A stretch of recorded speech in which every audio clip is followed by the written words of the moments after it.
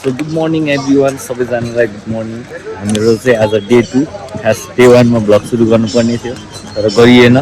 त्यही हाम्रो हिजो भन्नुपर्दा चाहिँ सम्मरी भन्नुपर्दा 13 घन्टाको ड्राइभ र बिचमा पानी हिउँ हुस्सु होइन, हिउँ पनि पऱ्यो। यस्तो छ है, आवाज बजेर गयो, हल्का डिस्टर्बेन्स केही छैन। अब यहाँ छ हाम्रो गाइजहरू, यता दाइहरू हुनुहुन्छ यहाँ। भाइ यहाँ छ हाम्रो भाइ एन्स भाइ एन्स। खतरा साइकल चलाउनु चाहिँ क्रिसले चाहिँ, डिम्पल चाहिँ खतरा छ खै फेरि। आज चाहिँ डे 2 अब फोक्सुन्डोको लागि। अब बाटोमा बिस्तारी अरू कुरा हामी अपडेट गर्दै जाऊँ है त।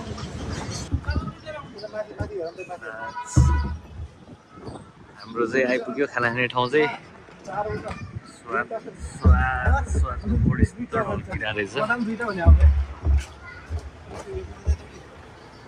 यो चाहिँ हाम्रो कहाँ हो, यो जजरकोट कालीमाटी भन्ने ठाउँ चाहिँ।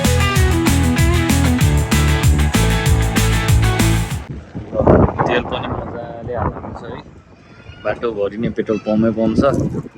फेरि हामी back to on the way. यस्तो छ।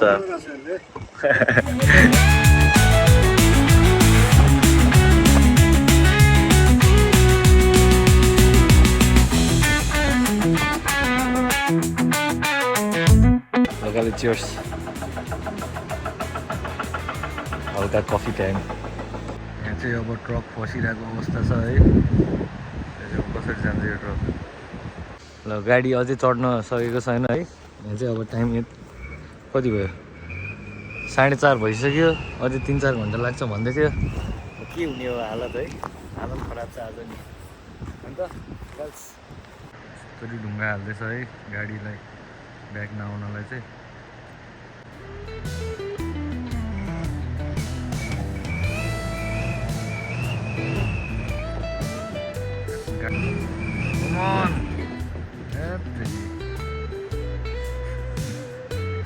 गाह्रो छ ढुङ्गा हाल्नु देखाइदियो त ल।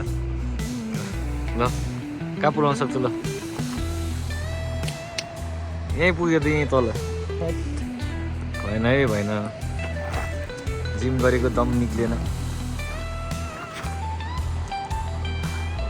ट्याक्कै खोलामै पुग्यो कि अहिले त।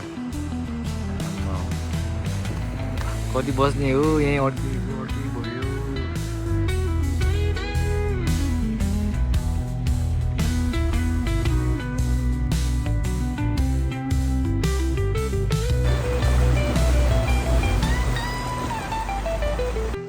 गुड मर्निङ सबैजनालाई है। हिजो चाहिँ राति अब ढिला भएर अब केही भिडियोहरू हालेन। आज चाहिँ हाम्रो सबै प्याकिङ भइसक्यो, ट्याक्क हिँड्नलाई रेडी छौँ है अब सबैजना हामी चाहिँ। र रेडी छ, अब ट्याक्क निस्किनुपर्छ। हिजो चाहिँ हामी यहाँ मुरमुरु भन्ने ठाउँमा आएको हो। यो मुरमुरु होटेलमा राम्रो रहेछ है ठाउँ चाहिँ। माथि चाहिँ वहाँ माथि चाहिँ हिउँ पनि परिरहेको छ है। अब यहाँबाट आज चाहिँ छेप्कासम्म हिँडिन्छ होला, त्यस्तै 7-8 घन्टाको। त्यसपछि भोलि छेक्पादेखि चाहिँ रिङमा भन्ने हो, रिङमो हो कि रिङमा त्यस्तै छ। भोलि चाहिँ बल्ल फोक्सुन्डो पुगिन्छ है। ल है, ब्रेकफास्ट टाइम। पेट पूजा हान्नुपर्छ अनि हिँड्नुपर्छ अब।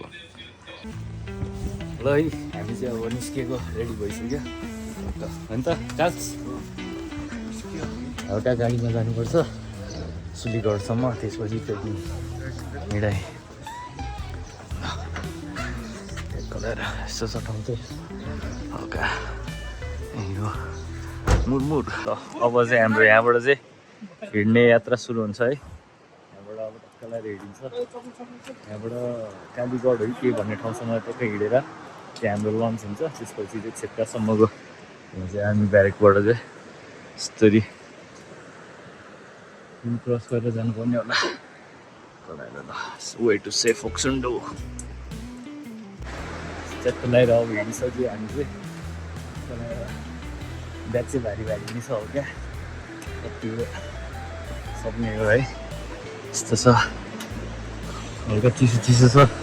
अघि त -2 थियो दुनियाँ भन्ने ठाउँमा चाहिँ।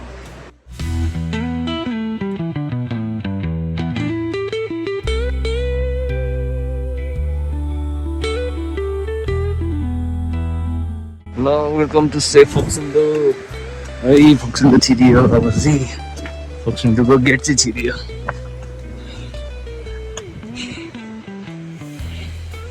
हाम्रो टोली चाहिँ टाढै पुगिसक्यो जस्तो छ हामी 3 जना पछाडि बिस्तारै भिडियो खिच्दै अब होइन अलिअलि खिच्दै हिँड्ने हो यस्तो धेरै त आउँदैन फोटो भिडियो सब खिच्दा भइसक्यो ठिक छ यस्तै छ अहिले पछि भेट्नुपर्छ फेरि ड्याम खतरा देखिरहेछ है बाटो चाहिँ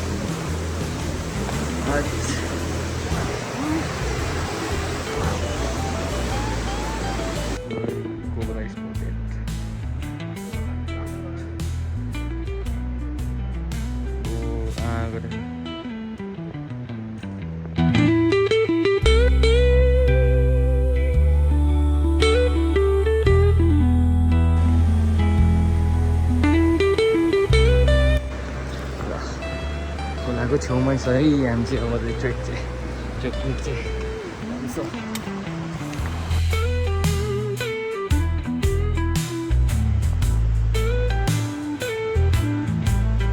ल यत्रो पाहाड चढ्नुपर्ने छ फेरि यसो छ यहाँको भ्यू यस्तो छ है भिडियो गर्न हेर्न अलिकति अप्ठ्यारो भइरहेछ त्यही अलिअलि गर्दैछु दामी देखेछ अब के भन्नु खिचिराख्नु मिल्नु गाह्रो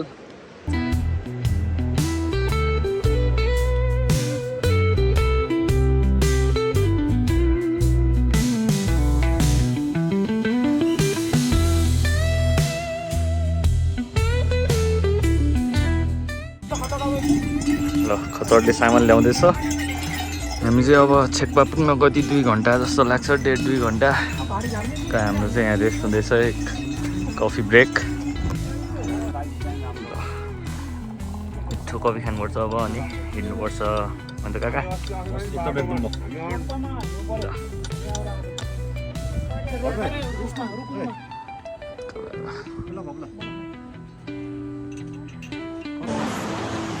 वेलकम टु डोल्पा ल वेलकम अब चाहिँ आधी घन्टामा हामी छेक्पा भन्ने ठाउँमा आइपुग्छ है धेरै टाढो छैन के हो यो ल छेक्पामा भेटौँला अब ल छेक्पा आइपुग्यो बल्ल बल्ल कति बज्यो दुई भन्न लागिसक्यो छेक्पा आइपुग्यो छेक्पा आइपुग्यो है छेक्पा 2 बज्न लाग्यो बल्ल छेक्पा आइपुग्यो अब खाना खाएर चाहिँ यतै रेस्ट होला जस्तो छ आजलाई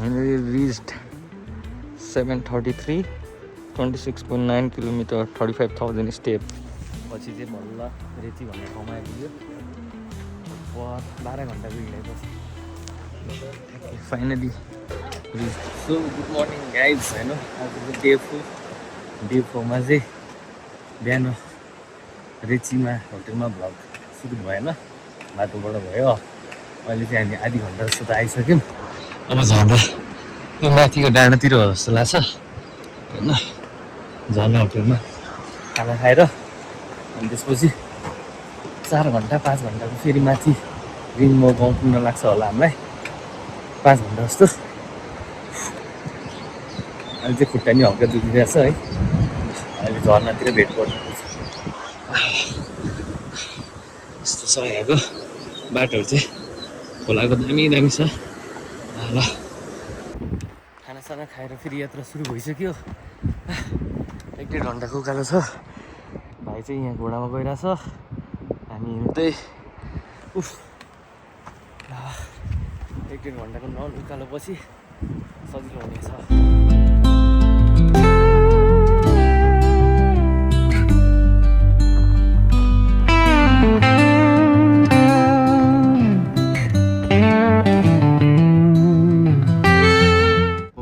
उकालो छ यहाँसम्म रहेछ तलबाट केही देखेको थिएन तलबाट आएको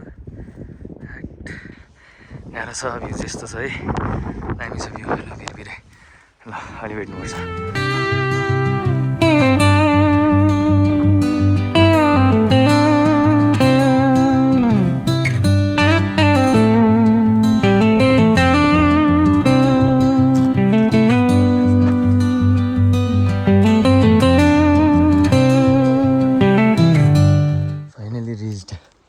रिङ्मो आई गेस भेटायो होइन अब चाहिँ हिउँ पनि अलिअलि परिरहेछ र फाइनली लेक चाहिँ देखिसकेको छ है बल्ल अब सुन्यो बर्छ कि हिउँ परेर माथि टल्लेको ल अब चाहिँ भ्यू पोइन्टतिर हाम्रो होटल चाहिँ ए टाढा टाढा यस्तो छ है यो होटलबाट चाहिँ भ्यू हाम्रो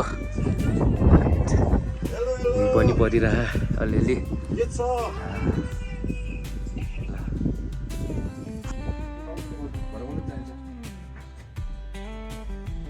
ल के हो नि त भोलि बिहान वेदर बेसी चाहिँ टाइम देख्छ आज हामी 13.2 किलोमिटर पुरै उकालो हिँडेर अहिले हल्का हल्का हिउँ परिरहेको छ है यस्तै छ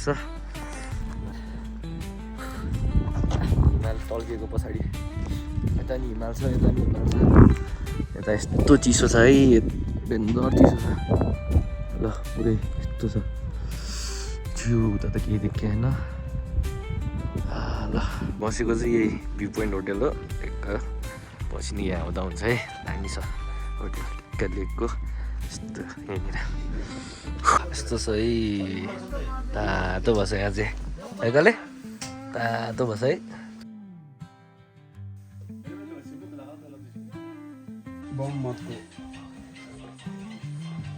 ल है अब गुड नाइट भ्लगमा आज डे 4 मा गुड नाइट कहिले गुड नाइट भन्दै कहिले गुड नाइट भन् त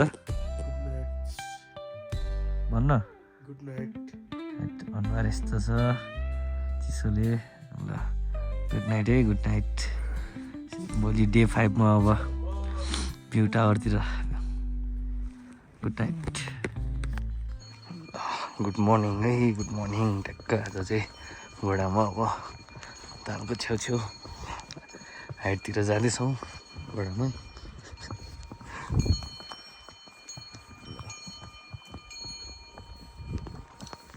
लगाएर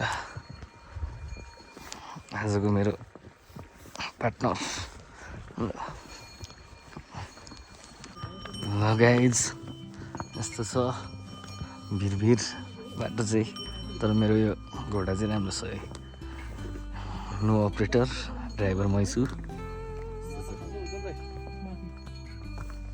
ट्याक्क लगाएर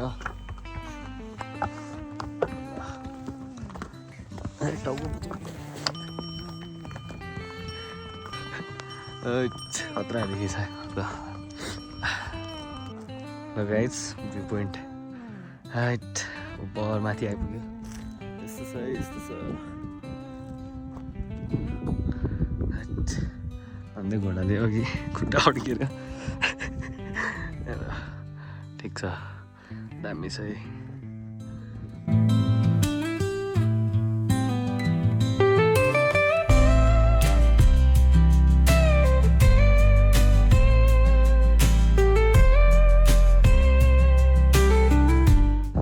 बाई बाई अब निस्केको हामी चाहिँ है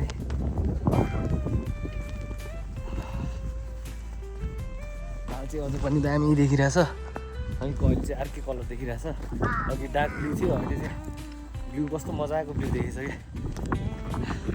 कस्तो दामी छ भ्यू पनि यता नि हिमाल ठिक छ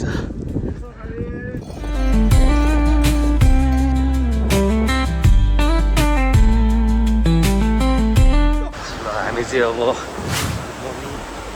निस्किसक्यौँ है रिचीबाट चाहिँ ब्याग चाहिँ खतरा लिएर हिँड्ने टोली हामी 5 जना 3 जना बढाएको छ चिसो अहिले कति बज्यो 6:53 होइन आज दिनैसम्मको सुलीगढसम्म बाई बाई 11:30 भयो 11 बजी आइपुगेको थियो कागिनी आइपुग्यो 4 घन्टामा ओभर कुदेर